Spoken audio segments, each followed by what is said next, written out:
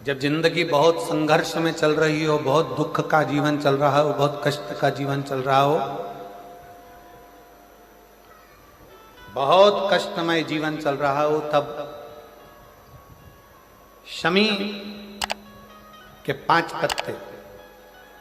शमी के 5 पत्ते एक दुर्वा के साथ,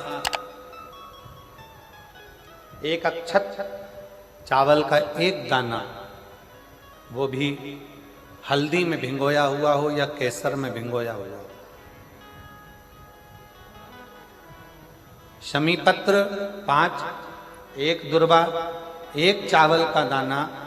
जो दिल से हृदय से बेलपत्री के वृक्ष के नीचे पार्थिव लिंग का निर्माण कर कर मट्टी का शिवलिंग बनाकर प्रदोष काल में, मतलब शाम के समय पर शिवलिंग बनाकर उस पे जल चढ़ाकर, जो ये 5 शमी का पत्र, एक दुर्वा और एक चावल का दाना, अपनी कामना कर कर, जो दुख चल रहा है बाबा से विनय कर कर एक एक पत्ता जब समर्पित कर दे, फिर एक दुर्वा समर्पित कर दे, फिर एक चावल का दाना समर्पित कर दे और बाबा का वहीं पर पुनः विसर्जन कर दे, 3 महीना तो जाने दो, 15 दिन के अंदर वो दुख कटता जरूर है, चाहे कोई भी दुख, किसी भी तरह का दुख क्यों हो। एक बेलपत्र के वृक्ष की परिक्रमा करने वाले को हजारों अश्वमेध यज्ञ का फल प्राप्त हो जाता है, हजारों अश्वमेध यज्ञ का फल प्राप्त हो जाता है। उसी तरह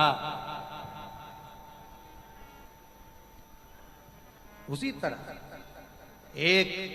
पार्थिव लिंग का निर्माण करने वाले को, मिट्टी का शिवलिंग का निर्माण कर कर पूजन करने वालों को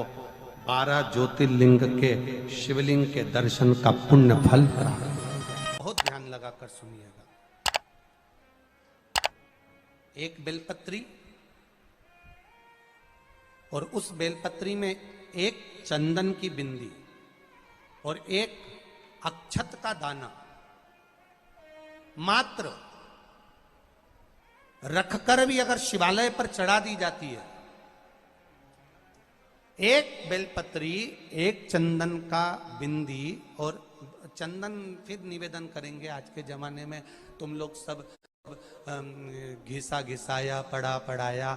डब्बी का सामान ले लेकर, वो नहीं, चंदन की मुठिया रखो, थोड़ा सा भी घिसो, जरा सा भी घिसो, उसकी एक बिंदी और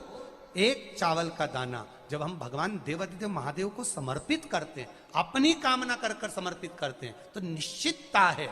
पुराण की कथा कहती है, शंकर भगवान उसका फल शीघ्र प्रदान कर देते हैं। भले आपने कुछ करा ना करा, उसका फल तुम्हें मिल जाता है। में जाना, लोटा भरकर जल समर्पित करना, और कभी तुम्हारे जीवन में अगर तुमको लग रहा है कि मैं दुखों से पीछा छूट ही नहीं रहा, तब उस जगह पर बेलपत्री के मध्य भाग में पीला चंदन, ये जो पत्ती है और ये 2 पत्ती हैं, ये बड़ी पत्ती और ये बीच की जो 2 पत्ती हैं, इसके बीच में जो डंडी का भाग रहता है, जो बीच में डंडी का जो भाग है, बड़ी पत्ती और ये 2 छोटी पत्ती के मध्य में जो डंडी का भाग है, उस डंडी के भाग में पीला चंदन और एक अक्षत पीला, शंकर भगवान को आप अगर प्रदोष काल में समर्पित कर रहे हैं, तो ये निश्चित है कि धीरे धीरे कर कर वो दुख समाप्त होगा, वो दुख कटेगा ही। प्रगट वर्णन किया गया शंकर भगवान की आराधना में, शिव की आराधना में, जब तुम्हें लगता है कि तुम्हारा व्यापार नहीं चल रहा, कोई तुम्हें धोखा दे रहा है, लक्ष्मी नहीं आ रही, बहुत चिंता में पड़े हुए हो, बहुत टेंशन में जिंदगी चल रही है, बहुत बीमारियां तुमको घेर ली है और चारों तरफ अंधेरा ही अंधेरा नजर आ रहा है, तुमने विचार करा अब मैं तो मर जाऊं तो अच्छा, मैं सुसाइड कर लूं तो अच्छा, मैं मर जाऊं तो अच्छा, तो मरने से पहले एक काम कर कर देखना, शंकर भगवान की आराधना कर कर देखना, शिव पर एक लोटा जल चढ़ा कर देखना, और ज्यादा चिंता, ज्यादा टेंशन हो तो बेलपत्री के जड़ को घिसकर उसका चंदन बनाकर शंकर को लेपन कर कर उसकी भी आराधना कर कर देखना कि बेल चंदन का फल क्या। बेलपत्र, एक बेल, ये कोई साधारण नहीं, एक बेलपत्र एक बेल, ये कोई साधारण नहीं, एक बेल। इसकी नीचे की डंडी से लेकर ये दो पत्तियां जहां लगी हैं और दो पत्ती से लेकर ये बीच की जो पत्ती है उसमें जो गैप है, उसमें जो जगह है, दिख रही है आपको? ये दो पत्ती से लेकर बीच की पत्ती के बीच में जो जगह खाली रहती है,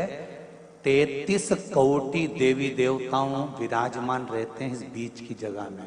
जब शिव जी को चढ़ाया जाता है तब इस पत्ती के बीच की जगह शंकर के शिवलिंग पर रखा जाता है, तो शिव जी इतने प्रसन्न होते हैं कि मेरी स्तुति करने के लिए ये भक्त 33 कोटि देवताओं को लेकर आया है, मेरी स्तुति करने के लिए। लोग चावल लाए, लोग अंबारियां लाए, धन लाए, दौलत लाए, संपदा लाए, पर एक शंकर का भक्त ऐसा होता है जो एक बेलपत्री के रूप में 33 कोटि देवताओं को, 64 योगिनियों को, आदि शक्तियों को शंकर को समर्पित करता है। कितना सुंदर संवाद है, कितना सुंदर बात कही कि भूल से भी किसी तीर्थ में नहीं गए, कहीं हमने गौदान नहीं करा, कहीं हम किसी तीर्थ में नहीं गए, हमने कहीं गौदान नहीं करा, हमने कहीं ब्राह्मण भोजन नहीं कराया, हम कहीं गंगा यमुना कावेरी सरस्वती नर्मदा छिपरा पुण्यवान नदी में हम स्नान नहीं कर पाए। शिव महापुराण की कथा कहती है भूलवश भी अगर पिपलेश्वर या बटकेश्वर किसी शिवालय पर भूल से भी अगर एक लोटा जल चढ़ जाता है तो देव अधिदेव महादेव सारे तीर्थों का फल अपने आप प्रदान कर देते हैं। भूल से भी चढ़ गए।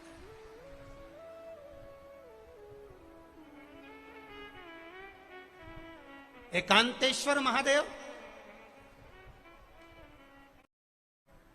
किसी तीर्थ में नहीं गए, कहीं हमने गौदान नहीं करा, कहीं हम किसी तीर्थ में नहीं गए, हमने कहीं गौदान नहीं करा, हमने कहीं ब्राह्मण भोजन नहीं कराया, हम कहीं गंगा यमुना कावेरी सरस्वती नर्मदा छिपरा पुण्यवान नदी में हम स्नान नहीं कर पाए। शिव महापुराण की कथा कहती है भूलवश भी अगर पिपलेश्वर या बटकेश्वर किसी शिवालय पर भूल से भी अगर एक लोटा जल चढ़ जाता है तो देव अधिदेव महादेव सारे तीर्थों का फल अपने आप प्रदान कर देते हैं। भूल से भी चढ़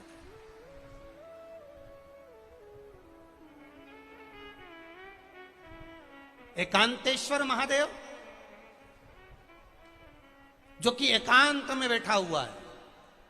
एकांतेश्वर महादेव अकेला बैठा है अलमस्त होकर। आप जा रहे हो गाड़ी लेकर, आप 4 व्हीलर गाड़ी में जा रहे हो, ट्रैक्टर में जा रहे हो, ट्राली में बैठकर जा रहे हो, क्रूजर में बैठकर जा रहे हो, 2 व्हीलर गाड़ी में बैठकर जा रहे हो और एकांतेश्वर महादेव का मंदिर दिख गया, कोई एकांत में, भले उसका नाम नहीं मालूम तुमको कि कौन सा महादेव, पर अकेला बैठा है जंगल में, वृक्ष की छांव में, एक ओटले पर, कोई दीवार नहीं, कोई जाली नहीं, कोई गेट नहीं, कुछ भी नहीं। ये शिव मंदिर में जाकर एक लोटा जल समर्पित करती थी और शास्त्र कहता है कि शंकर के मंदिर में अगर एक लोटा जल कोई एक परिवार का व्यक्ति भी समर्पित कर रहा है तो समझ लेना कि वो अपनी 71 पीढ़ी को पार लगा रहा है। वो अकेला नहीं, 71 पीढ़ी को पार लगा रहा है। शिव महापुराण की कथा कहती है जब बच्चा गर्भ में आता है, माता के गर्भ में जब संतान आती है और माता के गर्भ में जब संतान रहती है, उस 9 महीने में स्त्री नारी